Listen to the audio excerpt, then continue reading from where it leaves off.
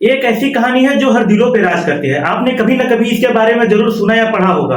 Hello hi, मेरा नाम शशांक है और मैं आप लोगों के लिए लेके आया हूँ धर्मवीर भारती जी की एक ऐसी कहानी जिसका नाम आपने सुना ही होगा, गुनाहों का देवता। जिसमें सुधा और चंदर के बारे में बताया गया है। कौन सा गुनाह, कैसा गुनाह, किसी से जिंदगी भर प्रेम करने का या उससे स्नेह रखने का, या स्नेह या प्रेम जब अपनी पराकाष्ठा पार कर जाए और तो उसकी त्याग करने का गुनाह। है ना अजीब सी बात। आइए आगे पढ़ते हैं और देखते हैं होता क्या है। अगर पुराने जमाने की नगर देवता और ग्राम देवताओं की कल्पनाएं आज भी मान्य होती तो मैं कहता कि इलाहाबाद का नगर देवता जरूर ही कोई रोमांटिक कलाकार है। ऐसा लगता है कि इस शहर की बनावट, गठन, जिंदगी और रहन सहन में कोई बांधे बंधाए नियम नहीं है।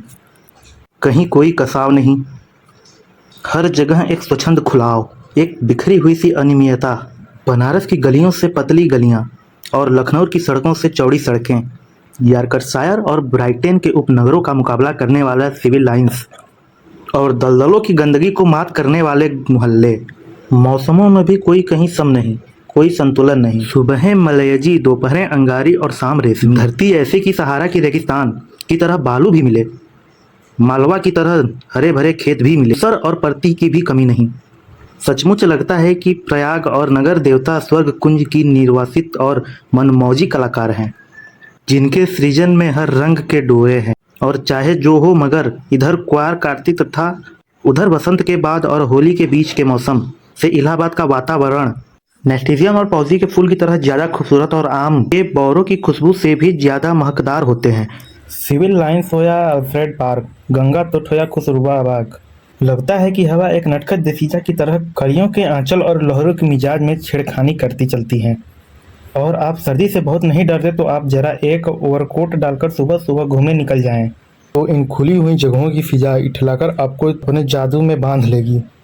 खास तौर से पाँव फटने के पहले तो आपको एक बिल्कुल नई अनुभूति होगी।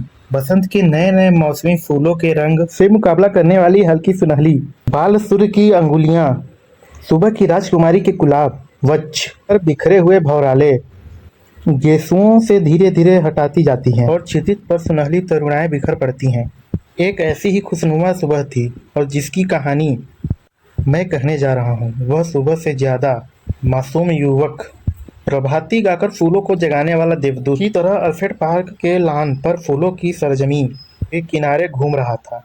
कत्थई स्विफ्टी रंग के पश्मीने का लंबा कोट, जिसका एक कॉलर उठा हुआ था, और पतली पैंट और पैरों में सफेद जरी की पेशावरी सैंडल, भरा हुआ गोरा चेहरा और ऊंचे चमकते हुए माथे पर झूलती हुई एक रूखी भूरी लट। चलते चलते उसने एक रंग बिखेरा गुच्छा इकट्ठा कर लिया था, रह रह कर उसे सूंघ लेता था। पूरब के आसमान की गुलाबी पंखुड़ियां बिखरने लगी थी और सुनहरे पराग की एक बौछार सुबह के ताजे फूलों पर बिछ रही थी। अरे सुबह, उसने चौंक कर कहा और पास की एक बेंच पर बैठ गया। सामने से एक माली आ रहा था। क्यों जी, लाइब्रेरी खुल गई? अभी नहीं बाबूजी ने जवाब दिया।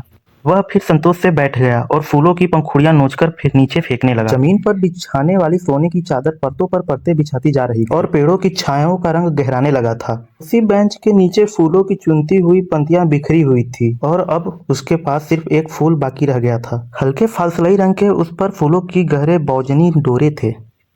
हेलो कपूर, ससा किसी ने पीछे से कंधे पर हाथ रखकर कहा। हाँ क्या झक मार रहे हो यहाँ सुबह सुबह? उसने मुड़कर देखा। आओ ठाकुर साहब, आओ बैठो यार, लाइब्रेरी खुलने का इंतजार कर रहा हूँ। क्यों, यूनिवर्सिटी लाइब्रेरी चाट डाली? अब इसे तो शरीफ लोगों के लिए छोड़ दो।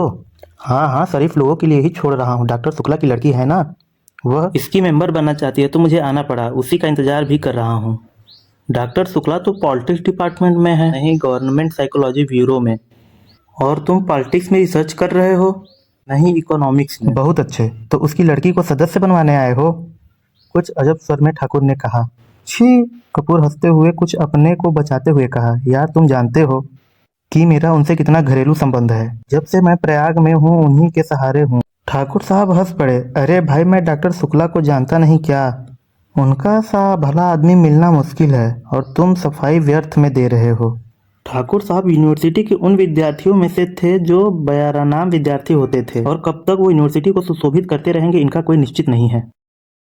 भाई नेक्स्ट एपिसोड जल्दी ही आएगा और वीडियो में जो भी कमियां रह गई हैं कमेंट में जरूर बताएं और वीडियो को लाइक एंड सब्सक्राइब जरूर करें।